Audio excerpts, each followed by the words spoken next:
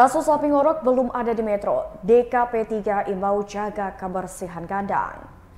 Dinas Ketahanan Pangan, Pertanian dan Perikanan atau DKP 3 Metro menyebut kasus sapi ngorok atau septikemia epizootika belum ada di wilayah setempat.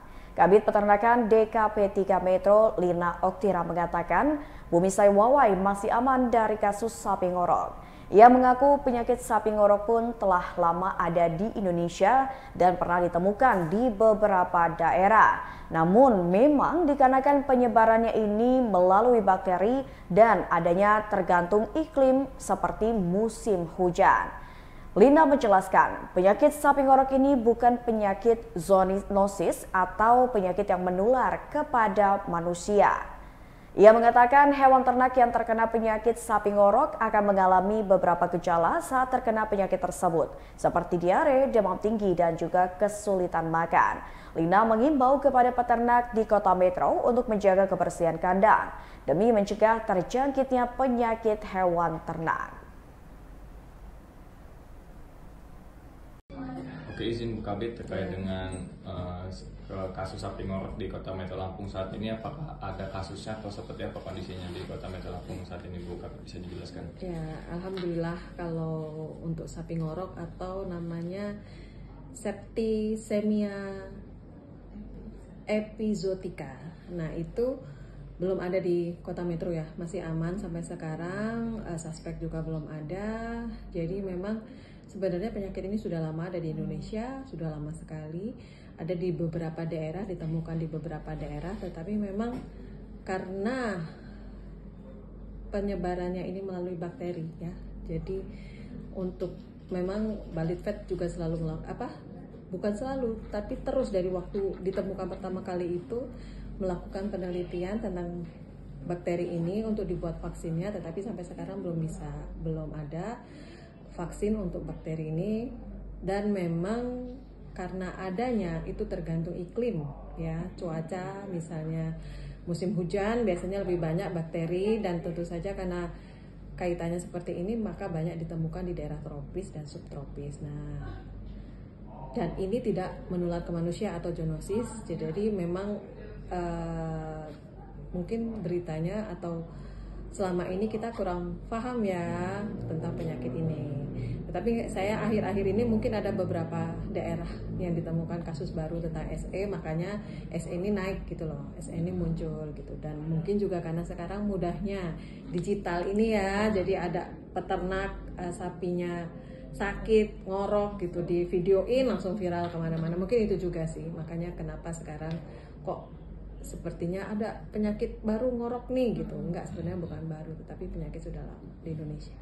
Untuk gejalanya sendiri, untuk sapi ngorok ini seperti apa sih Bu Kabid, bisa dijelaskan apabila nanti ada peternak yang melihat kejadian ini di hewan ternak, itu seperti apa sebenarnya gejala-gejala yang menjangkit dari sapi atau kerbau itu sendiri? Ya.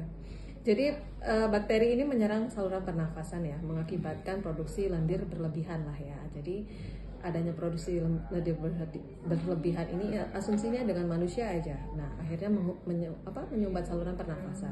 Nah, itu kan yang menyebabkan bunyi ngorok gitu. Kenapa terus peternak nyebutnya penyakit ngorok? Karena sapinya seperti ngorok ya, karena susah bernafas gitu. Terus berlendirnya banyak ya lendir keluar bisa juga gitu, karena ya kalau namanya hewan kan tidak bisa, mungkin mengontrolnya tidak bisa, jadi lendirnya berlebihan. Terus karena lendir berlebihan ini juga bisa masuk ke pencernaan gitu, jadi bisa sapinya diare gitu, atau dalam fesisnya ada darahnya, mungkin sampai seperti itu. Yang jelas dia demam tinggi ya, terus susah makan, pasti susah makan, dan akhirnya lemah, dan bisa juga menimbulkan kematian.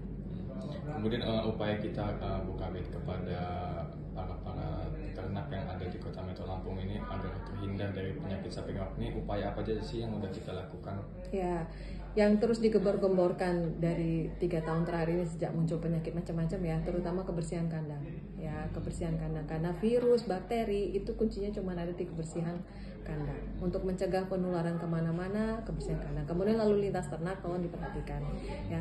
pemerintah membuat aturan lalu lintas ternak itu dengan tujuan yang baik gitu loh. Seperti apapun, tolong untuk para pelaku usaha baik peternak maupun belantik mohon diperhatikan dengan baik aturannya, diikuti dengan sebaik-baiknya aturannya, jangan dilanggar karena nanti akan kalau sampai dilanggar atau ya diakali lah ya peraturan ini, nanti yang merugikan, yang rasa rugi itu pelaku usaha sendiri atau belantik atau peternak, karena ketika dilanggar terus ada yang celah masuknya penyakit-penyakit ini, terus yang menyerang peternak-peternak kita, yang ngerasain siapa?